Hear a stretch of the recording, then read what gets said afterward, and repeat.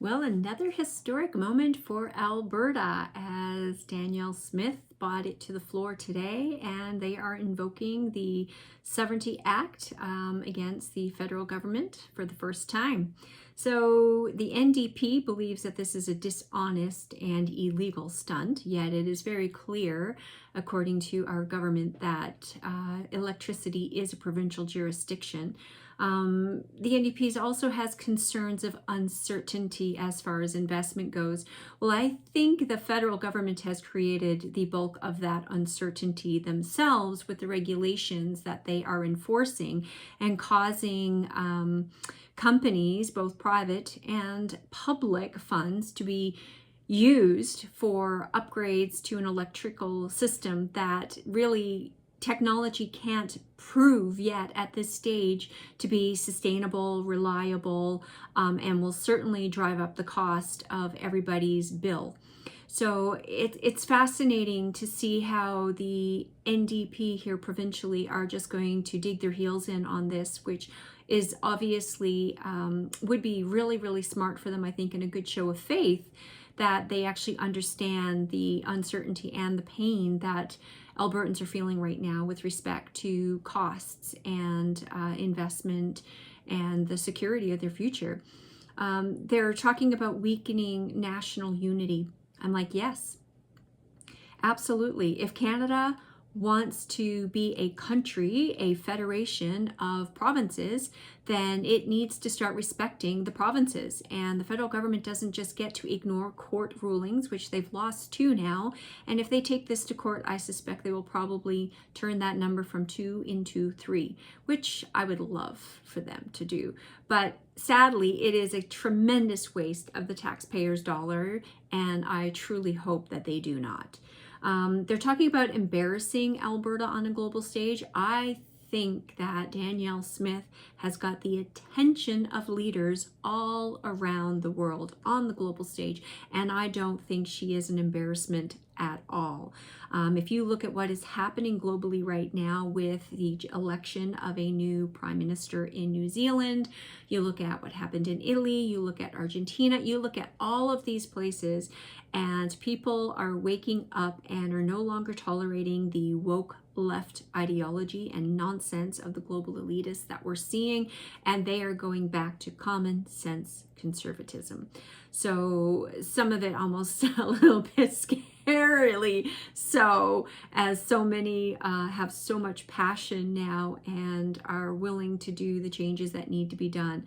So, I think Albertans deserve reliable, stable energy production, whether that's natural gas, electricity. I don't think the federal government has the right to come in and demand anybody spend hundreds of billions of dollars, taxpayers as well as private corporations, to make changes, especially for something that is completely unproven and actually proven around the world again. Look at Germany, look at all the European countries that tried to go green and sustainable and are now reverting back to burning coal, burning less efficient and far more polluting forms of energy and fuel than what we are able to provide here in Alberta. Again, just proving that the world needs more Alberta oil and gas. Absolutely. It is highly efficient, cost effective, and as far as the environment goes, some of the cleanest options that we have available today. So, Gibault is, I think, probably licking his wounds yet again, made a claim that they have been trying to work in good faith with Alberta. Obviously, that's not the case, and I do see this as Danielle Smith's last resort.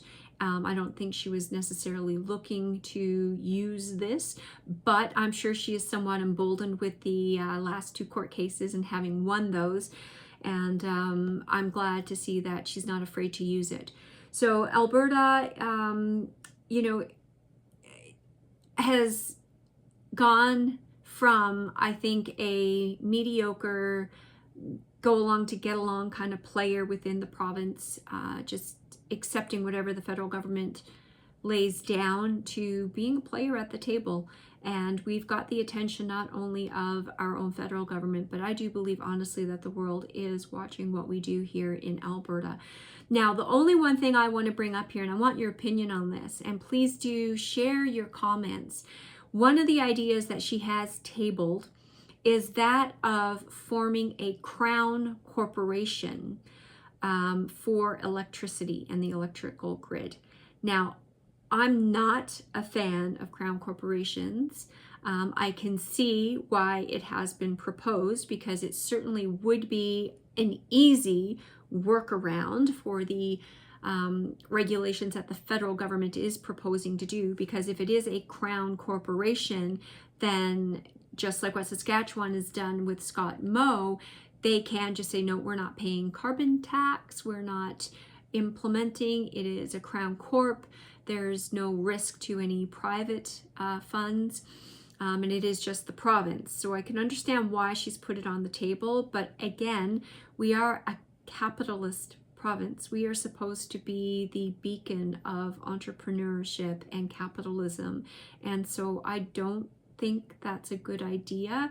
I do understand why the proposal was put out there, but would love to hear what you guys think on that idea in particular. Thanks for watching. Please do like, please do share, hit the bell. Have a fantastic night, Albertans.